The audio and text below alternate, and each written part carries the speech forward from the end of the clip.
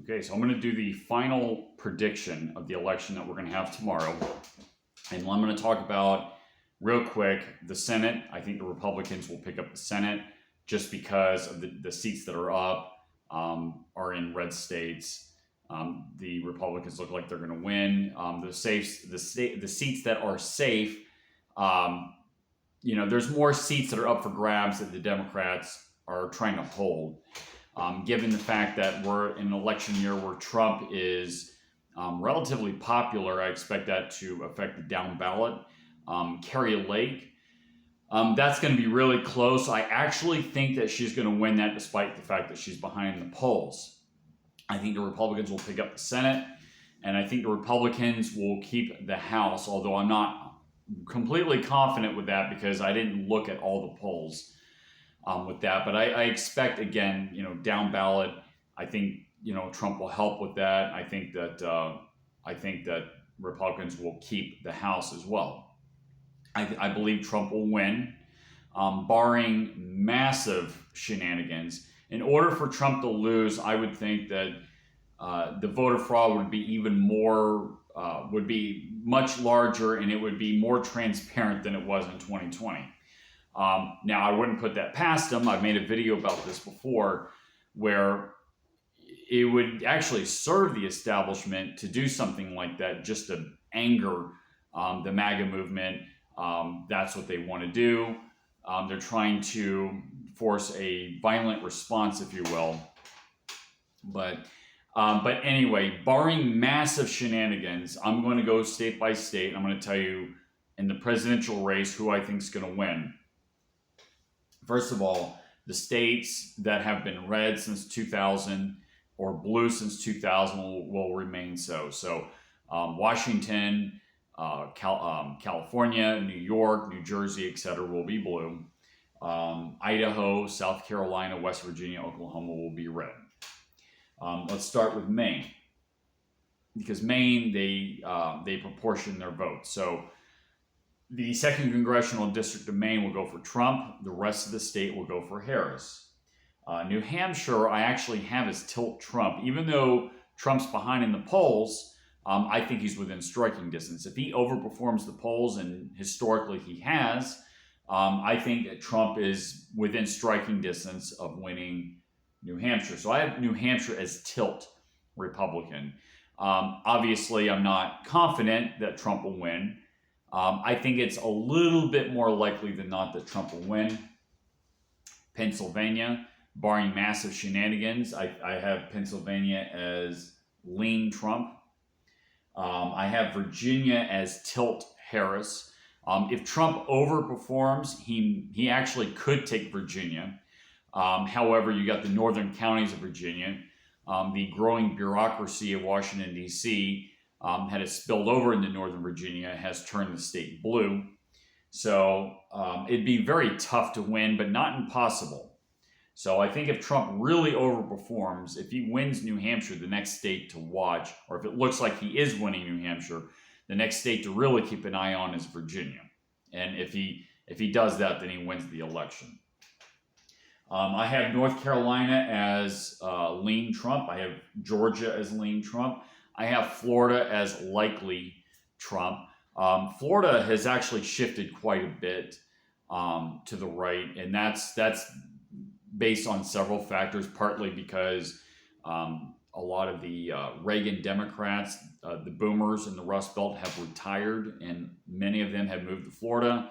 That's partly because of the Hispanics, particularly the Cubans in South Florida, don't like the Democrats flirting with communism, and so a lot of them have actually started to vote Republican.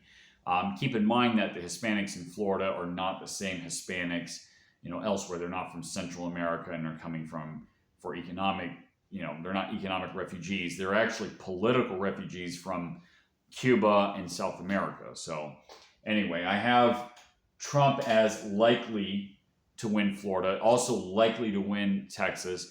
Texas has shifted to the left because of the internal migration in the United States. A lot of people from big cities, especially from California, have moved into places like Austin. Houston is also a big growth hub, economic growth hub. So a lot of people around the country have been moving from other cities into Houston. So that has actually flipped the state bluish, but I still think Trump's going to win. And I think Ted Cruz will still pull it out in Texas. I have New Mexico as likely Democrat. Hispanics, according to one of the polls, Rasmussen, Hispanics have actually been something of a swing vote this election cycle. Depends on the state. Some states, Hispanics are actually favoring Trump to win over Harris, which is a big shift politically. So it's not likely that New Mexico will go for Trump, but it won't be as solid as it has been. I expect New Mexico to go for Harris in the single digits. If Trump way overperforms, I'm talking if he wins Virginia by a few points, then New Mexico and Minnesota are something to watch. But I don't think he'll overperform that much. Let's go to the next state. Arizona. I think Trump is likely to win Arizona, barring massive shenanigans in Maricopa County. Nevada, I have Nevada as tilt Republican. I think Trump will win. I'm more confident about Trump winning Nevada than I do him winning New Hampshire. Trump is basically statistically tied in Nevada. According to the aggregate polls, Trump overperforms, he will win Nevada. Going back up, let's talk about the Omaha district of Nebraska. I actually have that as likely Harris. That's an urban population that votes Democrat. The rest of the state will vote for Trump. Iowa, I have as likely Trump. There was one poll that was an outlier that showed Harris up by a couple of points, but all the other polls have showed Trump, in the high single digits into the double digits. So I don't think that's going to flip. Minnesota, I have as likely Democrat. Now, again, if Trump overperforms, he could actually win Minnesota. It's not impossible. I just think it's very unlikely. You do have a lot of Muslims that are in the Minneapolis area that won't turn out for Harris just because of the Israeli-Palestine issue. Same thing is the case in Michigan, by the way. But in Minnesota, I still don't think so. Minneapolis, St. Paul, it's an urban area. It's very liberal. And that is still going to affect the whole state. The rest of the state will vote for Trump. But I don't think that the rural vote will overcome the urban vote around St. Paul, Minneapolis. Okay, Wisconsin, I actually have as likely Trump. I understand the polls have been really close. The polls tend to be off in states like Wisconsin and Michigan. Wisconsin is, if he overperforms and, and I believe some of that state's been defortified as well. Of course, then again, barring massive shenanigans, I think Trump will win Wisconsin. Michigan, I have as tilt. I'm more confident about Michigan, about Trump winning Michigan than New Hampshire, but not quite as much as Nevada. I think Harris is up by a little bit. Plus, you have fortifications in Michigan. So I'm not very confident about that state. It could go to Harris, but if it was a fair election and Trump does overperform the polls, I think he'll end up winning Michigan. And then finally, Ohio, I think is safe Republican. Again, because of the changing demographics, the Reagan Democrats plus the Republicans, they will vote for Trump. I think Trump will win by double digits in Ohio.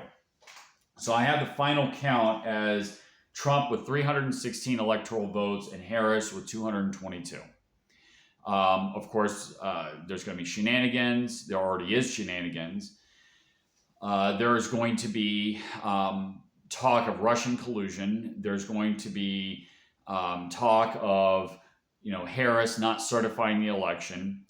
The media is going to say America's racist. There's going to be race riots and, riots in the urban areas. By the way, a lot of young black men are going to be voting for Trump this time around. So don't believe what you hear in the media. But there's going to be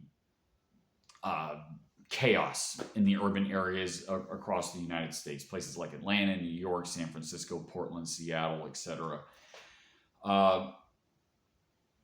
It'll be really interesting and to a degree fun. Hopefully, they don't burn down businesses, which is going to happen. The mainstream media will not call it an insurrection. They'll say they're, mostly peaceful protests. And that's fine because the legacy media, if they want to discredit themselves, be my guest. And this will have massive ramifications. There's a lot of other things that can happen. Like I said, there's a lot of shenanigans. The Uniparty could very well cheat and cheat really big. I wouldn't put that past them. But if it's even a semi-fair election, that's my expectation. I think Trump with 316 electoral votes and Harris with 222. All right, so let's see what happens tomorrow.